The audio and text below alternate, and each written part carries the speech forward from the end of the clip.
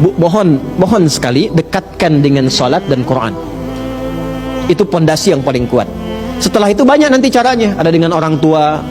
Saya pertama menghafal itu, salah satunya wasilahnya itu, wasilah kan boleh pakai wasilah. Itu rumusnya di Quran surah kelima ayat 35. Ya, menjadikan wasilah untuk bermohon kepada Allah disebut dengan tawassul namanya. Nanti ada babnya. Ada tawassul yang dibenarkan, ada yang tidak dibenarkan. Ada bab dalilnya Quran surah 5 Al-Maidah ayat ke-35. Ya. Ya ayyuhalladzina amanu taqullaha wabtaghu ilaihil wasilah. Hai orang-orang beriman, tingkatkan takwamu kepada Allah dan carilah wasilah dengan takwa itu untuk mewujudkan keinginanmu. Nah, maka diantara cara waktu saya menghafal pertama itu, sebetulnya bukan niat menghafal Pak, Ibu. Pulang ke rumah, ayah meninggal. Jadi saya itu berangkat ke pesantren. Berangkatnya itu memeluk ayah saya yang sakit. Sudah komplikasi.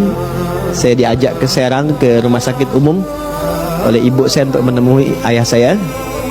Dan ayah saya tiba-tiba memeluk minta maaf karena nggak bisa mengantar. Nah, sesampainya di pesantren, kurang lebih sepekan, saya dikabari, diminta pengumuman supaya cepat ke kantor administratif karena kakak saya sudah menunggu, kakak yang pertama. Lalu saya tanya, gimana kondisinya ya? Beliau nggak jawab. Sampai di Bandung ke paman kami, beliau di MUI sekarang, Sekum MUI di Jawa Barat. Beliau ngabari, mungkin kayaknya sudah nggak terkejar ya, mungkin sudah dimakamkan. Baru di situ saya menyadari ayah saya sudah tiada. Di sepanjang di bis itu saya ingat pulang sampai rumah tidak terkejar juga untuk mengikuti pemakaman karena sampainya ba'da maghrib menjelang isya. Saya sholat, lalu saya lihat ibu saya di ruang tengah, saya peluk, saya temani tidur. Dan itu saya melihat kemudian terakhir ayah saya dalam mimpi pakai kemeja, cuma ngasih isyarat melambaikan tangan dan senyum.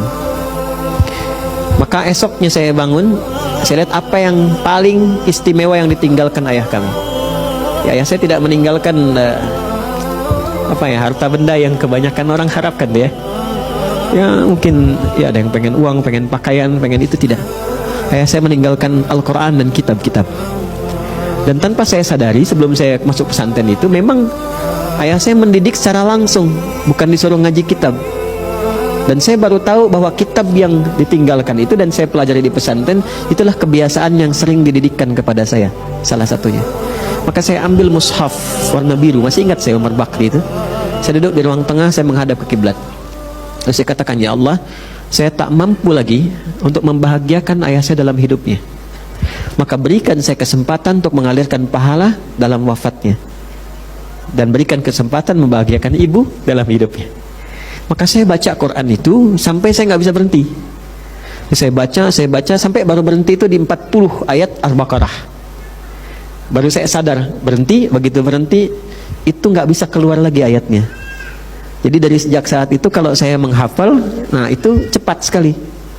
Sampai ke pesantren kemudian, pas masuk lagi pesantren, masuk pelajaran tahfidz, saya diminta ke depan. Dulu Ustadz minta menghafal 5 ayat Al-Baqarah. Itu begitu saya maju, nah lisan saya membacakan itu nggak bisa berhenti, terus sampai Ustadznya berkata cukup, katanya.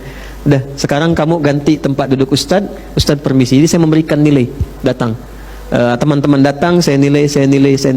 Nah itu salah satu sejarahnya. Nah, itu saya belum banyak berbagi ini ya. Salah satu kenapa Allah mudahkan untuk menghafal Quran terutama itu karena kecintaan pada orang tua, salah satunya.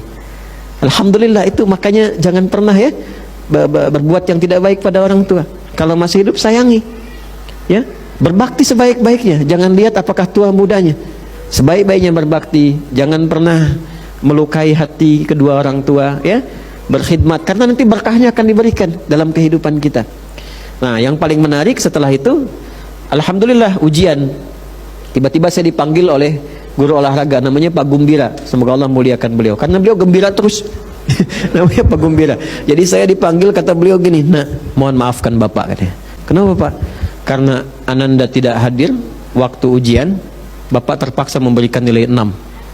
Nah, tertingginya 8 yang lain." "Oh, saya juga mohon maaf Pak." "Kenapa?" saya tuh kemarin tidak bisa ikut karena ayah saya meninggal katanya. Oh begitu, baiklah. Karena bapak berduka cita, bapak tambahkan 2 jadi 8. Nah, jadi ternyata berbuat baik pada orang tua itu tetap selalu memberikan keberkahan, tidak ada yang kurang. Ya, jadi bahagiakanlah itu ya.